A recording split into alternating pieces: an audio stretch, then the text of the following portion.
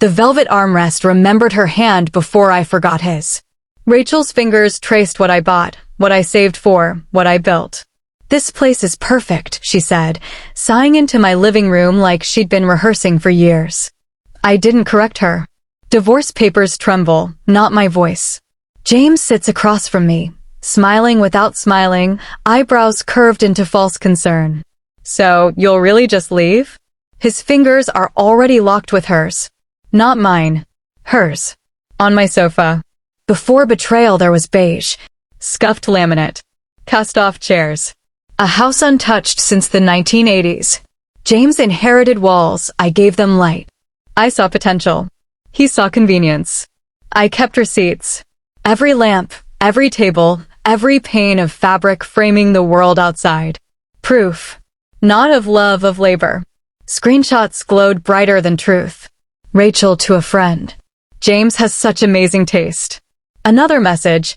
"His wife just works all the time, doesn't appreciate him." I let the words rot on my phone until they no longer stung. Dinner dates. Hotel bills. Hotel linens. I didn't confront. I confirmed. Rachel arrived before shame could. A dress worth a week of her wages. Perfume dripping with eagerness.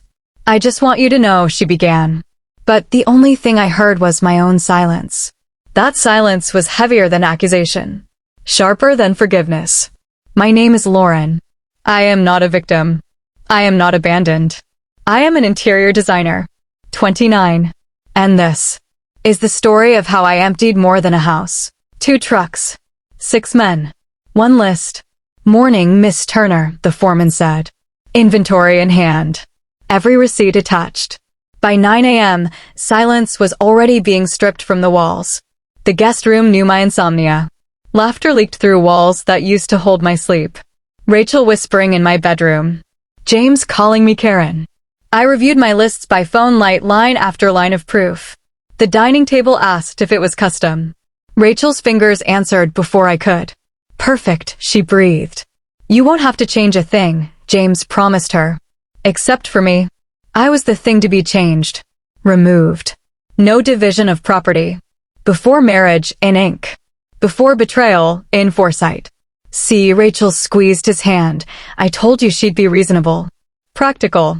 One of my better qualities. Better for him. Never for me." By noon, the living room became a skeleton. By 2, the kitchen forgot its memories. By 4, even the windows were naked. Rachel's voice cracked into a near scream. "You're taking everything?" "Not the house," I clarified. "Just the soul of it." James lunged at the movers. "That's my couch." I handed him a folder. Receipts. Timelines. Proof. Usage doesn't transfer ownership. His face folded inward, the blood draining like water from plaster. Whisper, hiss, threat. "You'll regret this. I'll sue you." On what grounds? We agreed in writing. No division. No compromise. No survivors but me. The last truck door slammed shut, echoing through the hollowed house. My inventory was gone. My life, too, but only the part one chose to leave behind. That's when the small panel van pulled up.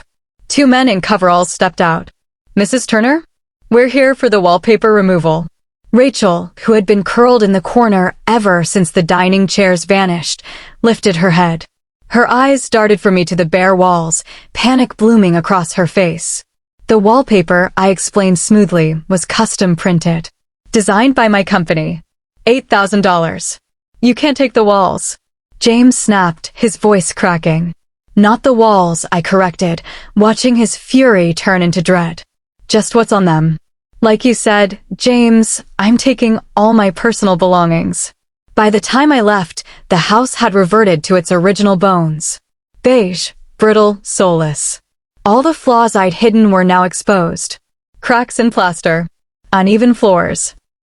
Outlets dangling like open wounds where my sconces had been.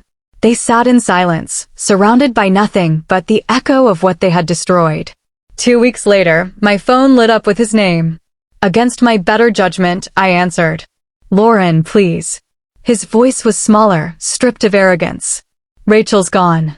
She said she couldn't live like this. I need your help." I asked coldly. I mean, me.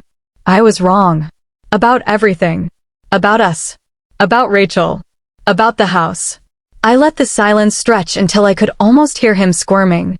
She kept complaining, he rushed on. Nothing was good enough. The second-hand furniture looks terrible. She said it feels like living in a dorm room. I didn't realize how much work you put into making it beautiful. That sounds difficult, I said flatly. I felt nothing. Not anger, not pity, just the clarity of freedom. Would you consider coming back? Or at least helping me make this place livable again? I thought about my new apartment. The furniture arranged to reflect only me. The light fixtures that threw warmth across walls untainted by betrayal. I'd sold most of what I'd taken from James, converting the past into funds for a future that was mine alone. I'm afraid that's not possible, I said finally. But I wish you luck with your decorating. I hung up before he could reply. Then I blocked his number. The divorce was final. The marriage buried. And as I looked around at my new life, I realized something James never could. Some spaces, once emptied, should never be filled again. The divorce was final. The marriage buried. I thought it was over until 3 months later, a letter slid under my apartment door. Not email. Not a text. A letter. The handwriting was jagged, desperate. James. You ruined me. Rachel took everything, what little was left. She emptied my accounts, sold my truck, and disappeared. The house is falling apart without your designs. No one will buy it. I can't even rent it. Everyone knows what you did to me.